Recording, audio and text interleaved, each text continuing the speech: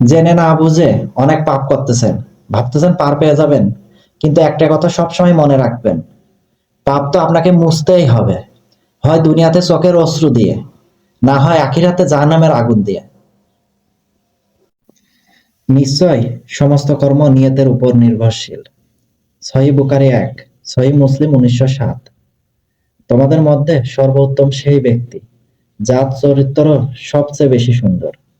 সহিহ বুখারী ৩৫৫৯। তুমি ইউসুফ আলাইহি ওয়াসাল্লামের মতো পুরুষ খুঁজো, কিন্তু কখনো কি নিজেকে জুলেখার জায়গায় ভেবে দেখছো?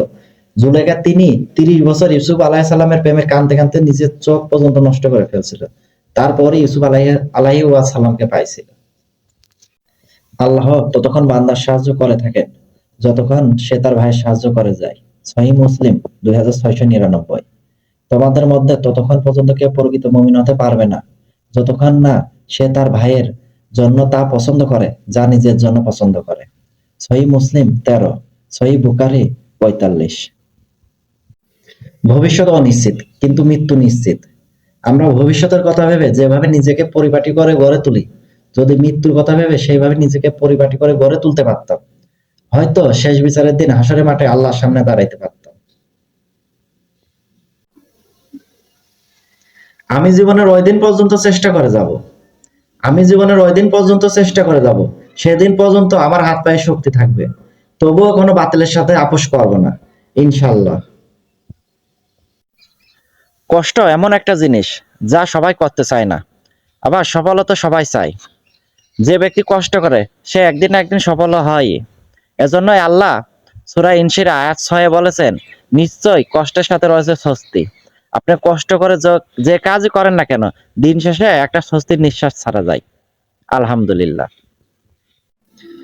কারো ভুল হয়তো সংশোধন করা যায়, কিন্তু কারো স্বভাব কখনো পরিবর্তন করা যায় না। তাই অন্যের স্বভাবকে পরিবর্তন করতে গিয়ে নিজের আত্মসম্মান বিসর্জন দেওয়ার চেয়ে সেখান থেকে দূরে সরে আসাটাই আসল ব্যক্তিত্বের পরিচয়। আমরা অনেক ক্ষেত্রে এই ভুলটা করে থাকি, অন্যের স্বভাব পরিবর্তন করতে চাই। আসলে এটা সব থেকে বড় বোকামো। হয়তো কারোর ভুল হলে সেটা ধরিয়ে দেওয়া যায়, কিন্তু তার স্বভাব যদি পরিবর্তন করতে যান, সেখানে সে আপনাকেই অপমানিত করে, আপনাকেই তাড়িয়ে দিবে। এই জন্য পরের স্বভাব পরিবর্তন করার চেয়ে নিজের স্বভাব পরিবর্তন করা অনেক গুণে উত্তম। ২০১৩ সালে রানা প্লাজা ধসের ধ্বংসস্তূপের নিচে টানা ৩ দিন আটকে থাকা অলৌকিকভাবে বেঁচে ফিরেছিলেন নাসিমা আক্তার। মৃত্যুর দুয়ার থেকে ফিরে আসা সেই মানুষটিই ভাগ্যের নির্মম পরিহাসে শেষ পর্যন্ত প্রাণ হারালেন দৌলতদিয়া পদ্মা নদীতে বাসডুবি ঘটনায়। জীবন কখন, কোথায়, কিভাবে থেমে যায় আমরা তা কেউ জানি না। কিছু গল্প শুধু বেঁচে থাকারই নয়, ভাগ্যের নির্মম নিষ্ঠুরতারও সাক্ষী হয়ে থাকে। হ্যাঁ।